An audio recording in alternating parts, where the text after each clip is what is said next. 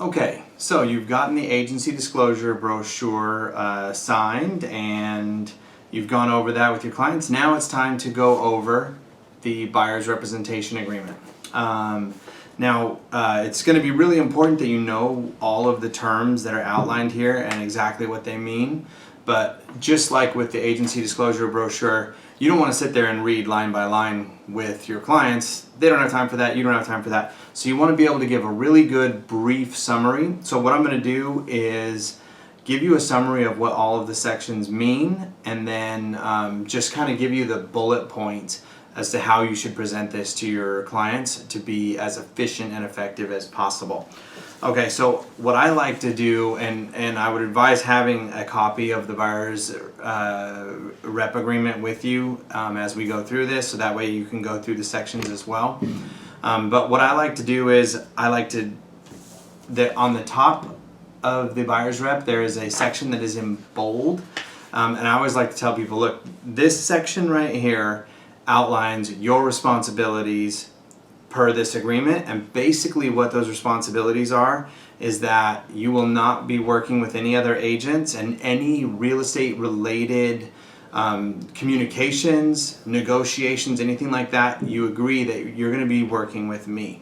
The rest of this document is all what I'm going to be doing for you. So you can use this as a good tool to actually get people into a representation agreement. Where a lot of agents fail to get these signed is they feel a lot of hesitancy, and if they get any kind of pushback from their clients, like, hey, we don't want to sign anything, they go, okay, well, that's all right, we can maybe deal with that later. But that doesn't tie you to your clients, and it doesn't tie them to you. And so what you really want is that level of commitment from them.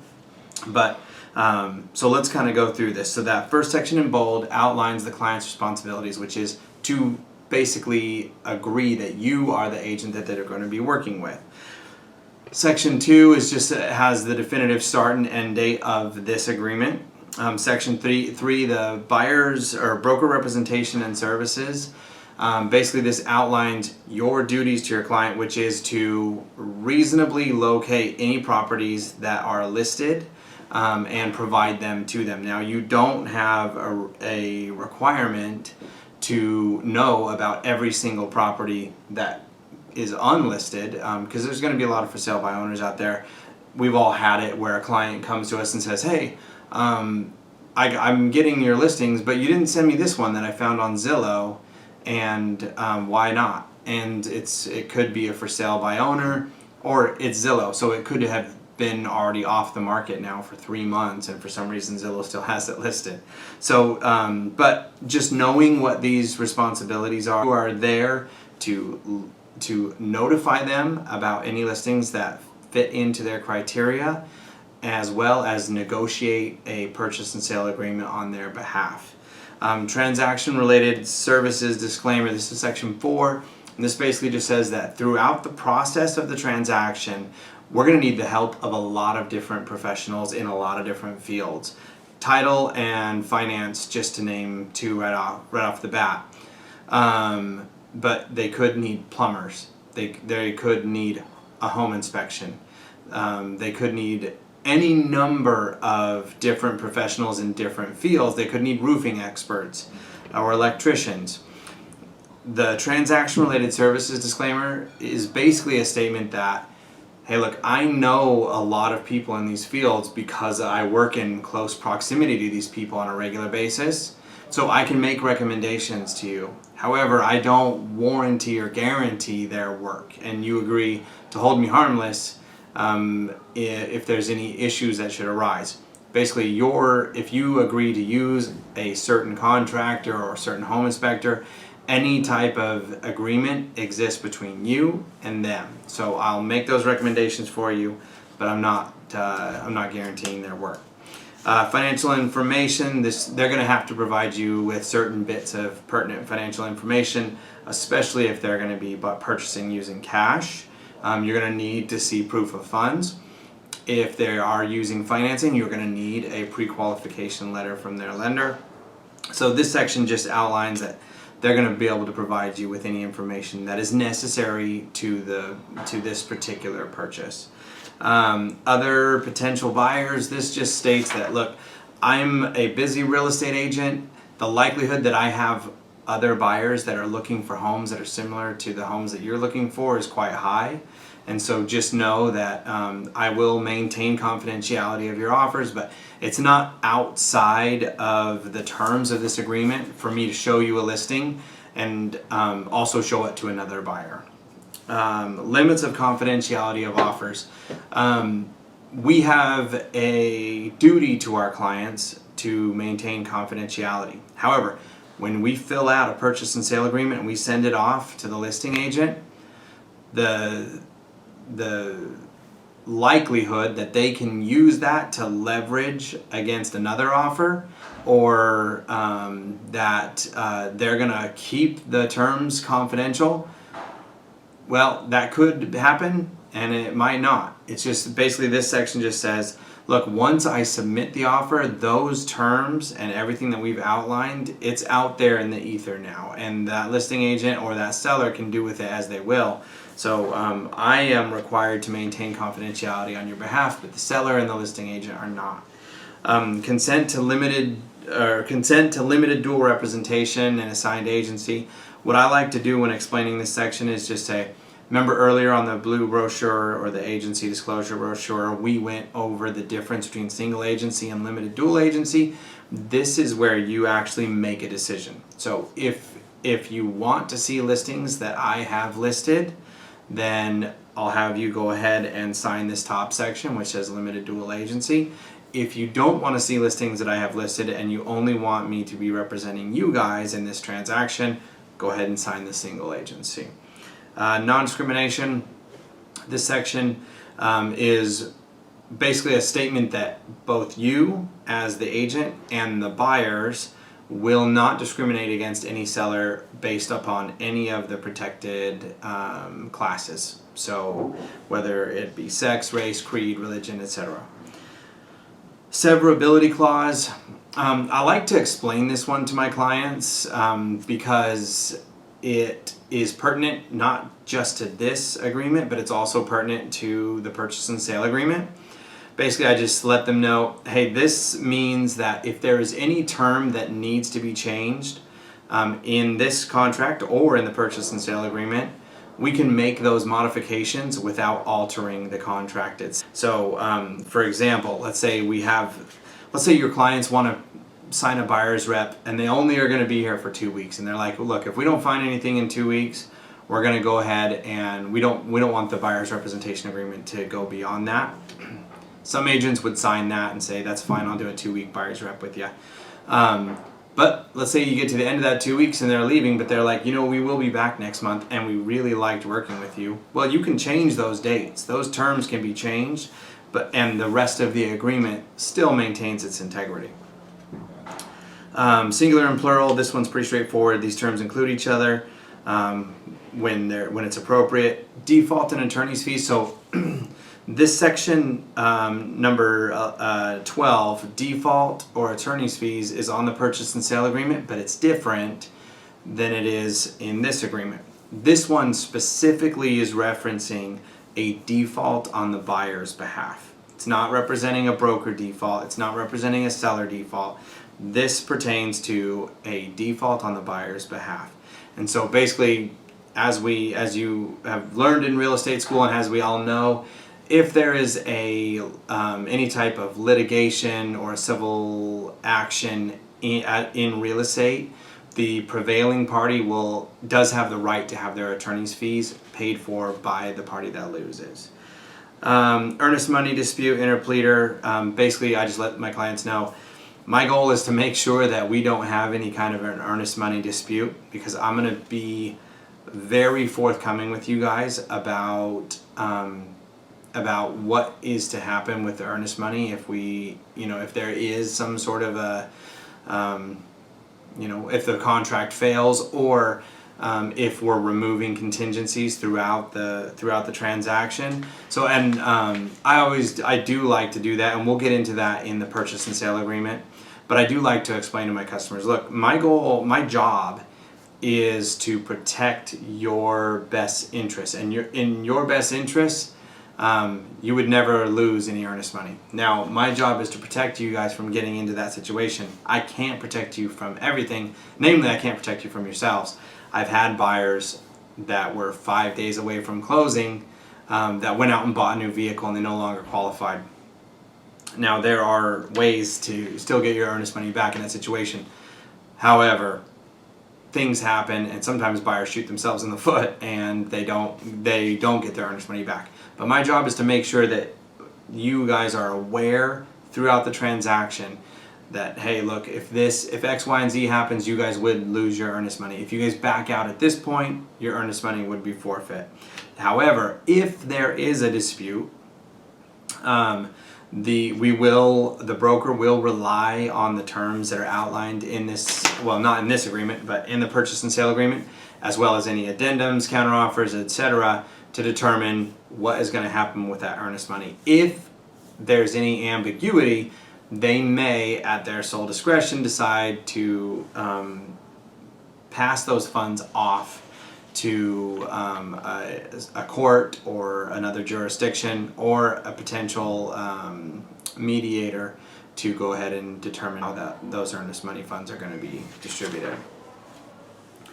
Okay, compensation of broker. Now, everyone has their own strategy for this section. My personal strategy, or, well, I guess it comes down to a core belief, is that I don't want to force anyone to work with me.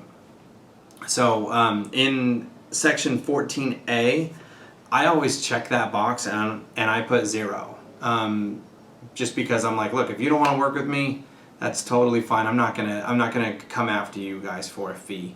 And really, what section that's actually more the cancellation fee. Section A pertains to a listing agreement. So, say there's a property listed and it's listed on the MLS at a 2% commission, but you filled this out and you have put in 3% here. Per the terms of this contract, your client is on the hook for the difference between the 2% that's being offered on the MLS and the 3% that you have them in contract for. And so they're technically on the hook for the difference. I would never collect that. I don't know any agents that would. I'm sure there are agents out there that would do that. But I like to tell my folks, look, if it's listed on the MLS, I'll take whatever they're offering. I'm not going to make you guys come up with a difference. That, to me, seems ludicrous. However, if the property is not subject to a listing agreement, this is section B. Like, let's say it's a for sale by owner, for example, or a build that is not listed anywhere, and so there's no MLS agreement. Then that is an area where you would want to say, look, if you guys do decide to purchase for sale by owner, my fee is going to be 3%. Now, it does state in this section that the agent will attempt to get that fee paid for by the seller. However, in the event that the seller is unwilling to pay that fee, then the buyer is on the hook. And I like to just, if you can eliminate any surprises, it makes those conversations much easier to have later on down the road. So if you run through this and just kind of lay all the cards out there, then people will take that into consideration when they're looking at for sale by owners, and go, okay, well, maybe this guy will pay our agent and maybe he won't. And if he doesn't, then we have to. So we need to take that into consideration. Do we want to make an offer on this property? We don't deal with leases here. So we never worry about this section, and we don't charge a retainer fee or an hourly rate. Our team doesn't. You can if you want.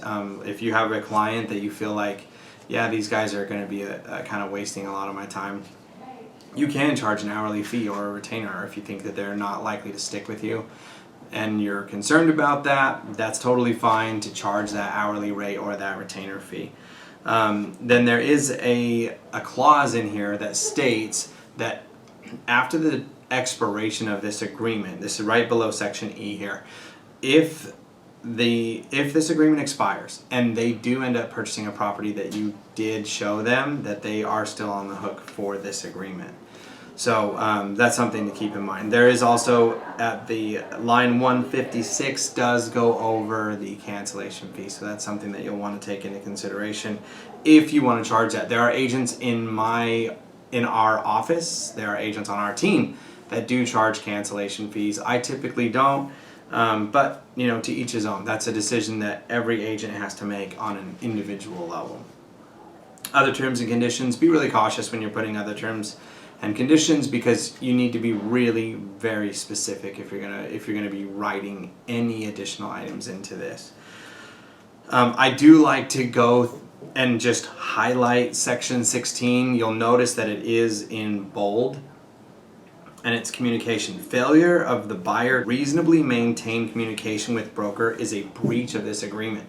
So that's a buyer default. So if you have a buyer's representation agreement and they just, you've been out looking at properties and they ghost you and they don't communicate with you, well, technically they're in breach of the contract. And if you do have a cancellation fee, you could technically go after them for that. But what I like to say is that I like to read this line. Failure of the buyer to reasonably maintain communication with the broker is a breach of this agreement.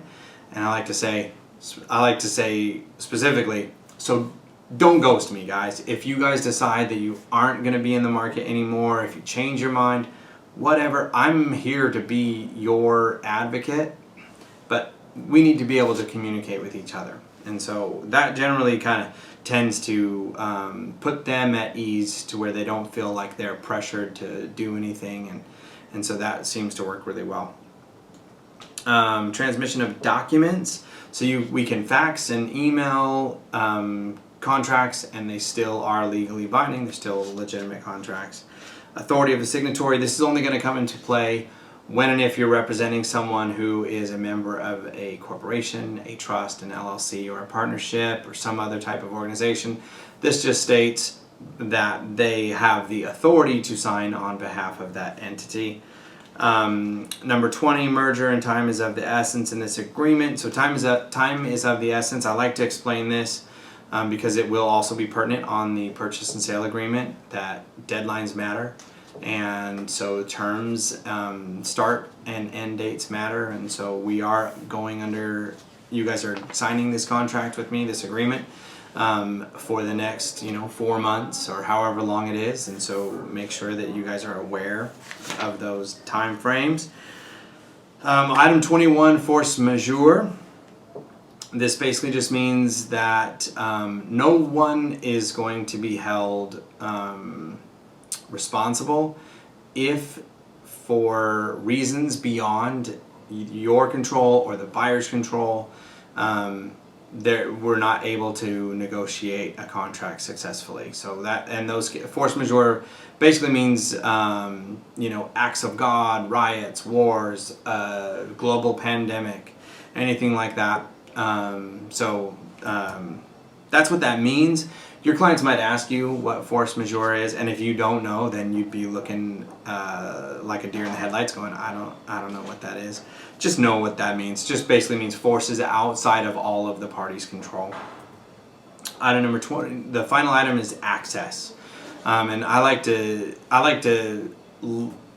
go over this with my clients, not just at the time of the presentation of this agreement, but I also like to let them know when we're off to look at properties for the first time. And I like to kind of remind them sometimes throughout the showing process, like, look guys, we're looking at pictures on the MLS and we're going out and we're looking at these houses, but we have no idea who's in there. We don't know if there's a dog in there. We don't know if it's clean.